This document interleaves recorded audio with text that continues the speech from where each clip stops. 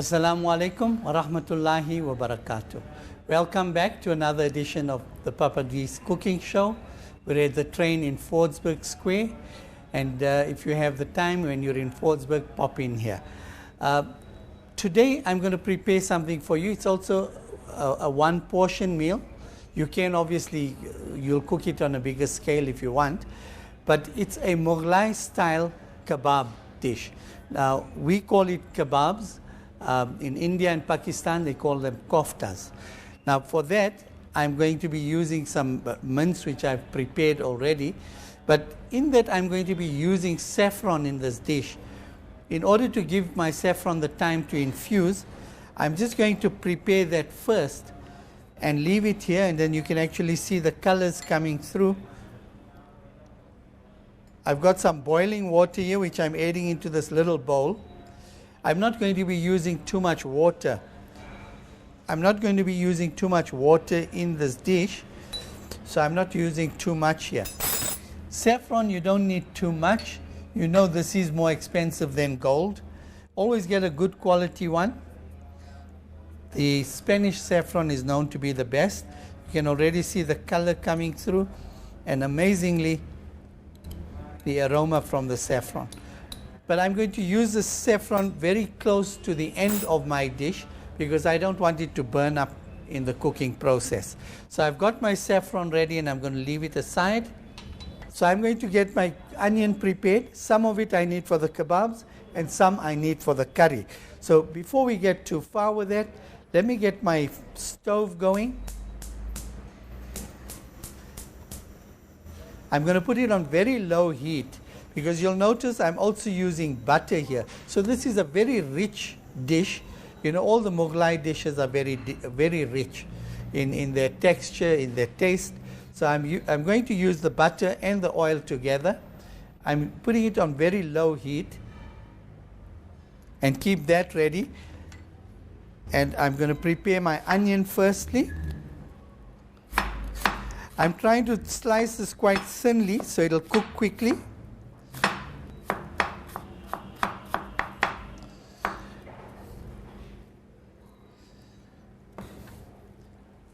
Get my oil going, a little bit of oil there. I don't need to put the butter in right now because I don't want it to burn out. It's a little bit of oil there, my onion in there.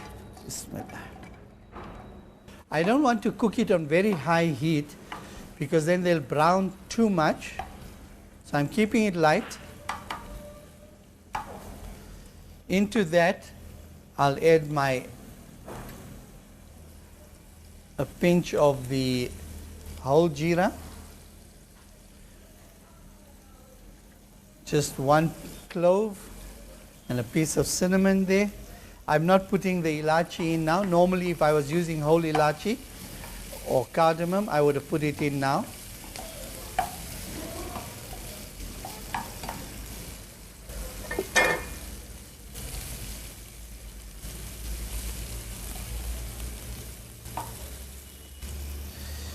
While that's happening, I'm going to prepare my kebabs. So from the onion that's left over here, I just need to chop it very finely. This also is optional. If you want onion in the kebab, that's fine. If you don't really want it, you don't need to put it in, because the kebab mix already has all the necessary ingredients in it.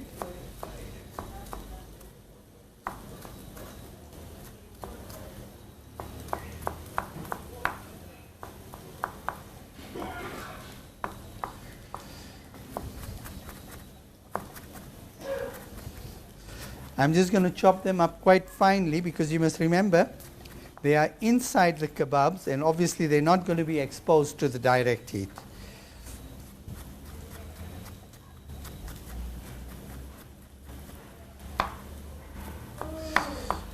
My onions are ready. This here is about approximately 125 grams, and I should be able to quite comfortably get about four to five balls of the kebabs out of here. We'll just see as we go along. And in the meantime, can you see my onions already browning? I'm going to remove this from the stove now. or better still, I'll reduce the heat completely because I don't want them to brown so quickly. I want them to soften, but I don't want them browning so quickly. So I've put the heat on really, really slow.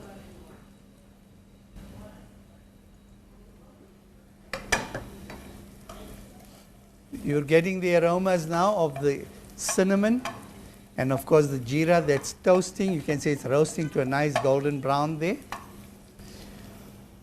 All right, I'm going to take this mixture and then also some fresh dhania. Also chop it up finely.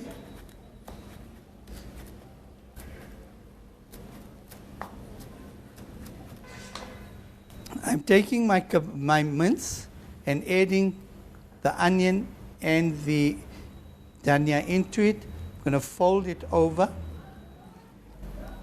As I said, it's very sticky, so just have a dish of water handy. And now you can see it's quite pliable. I'm going to add a little bit more into there.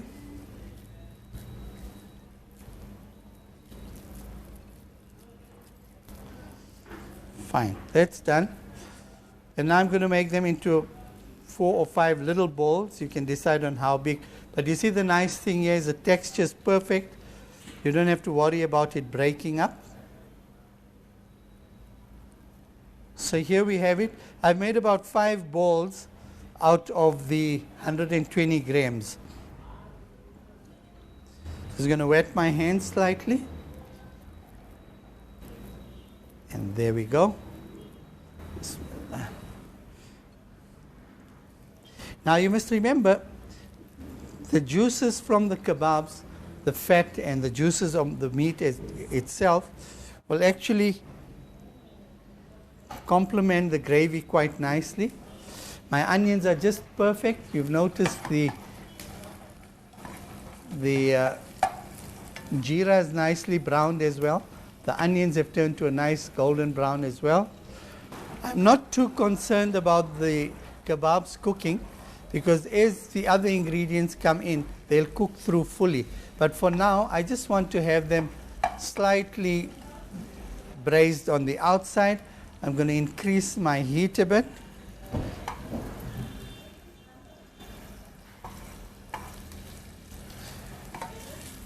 I'm moving my onions and whatever onto the far side of the pan where the heat is a little less. Remove the pan from the heat for a bit while I add all my spices in. I don't want my onions to burn, nor do I want the butter to burn. So I'm going to start from the front here, where the most important ingredient is the ginger garlic paste.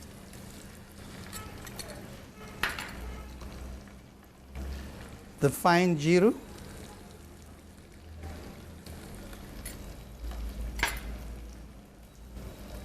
A little bit of haldi, fine red chilies,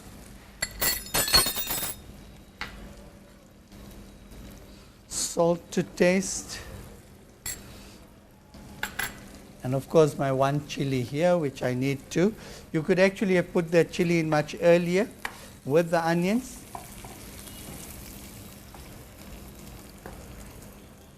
My dhana powder, a little bit of the coarse red chilies, that I've already done, and now I come with a pinch of cardamom.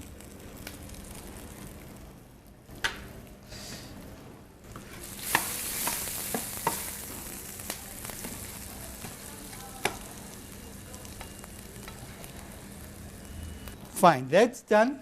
I'm ready to add in the yogurt and turn the heat up. And go back onto the fire there. Bismillah.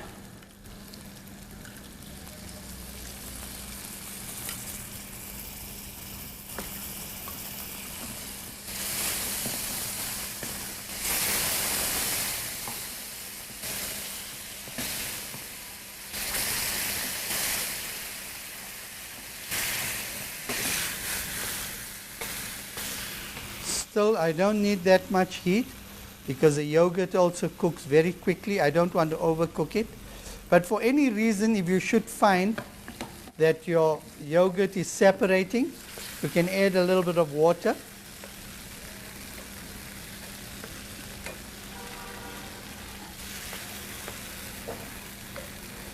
You'll notice my kebabs have browned quite nicely already.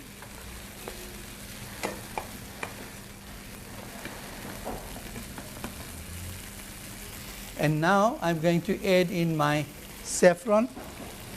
Beautiful aroma.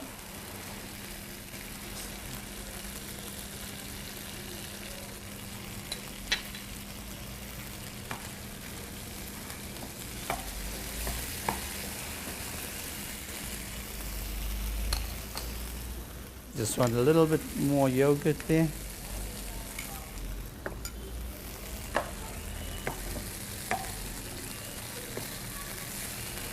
I'm ready to serve this meal, and I'm going to call on Chef Proud to help me to serve the meal.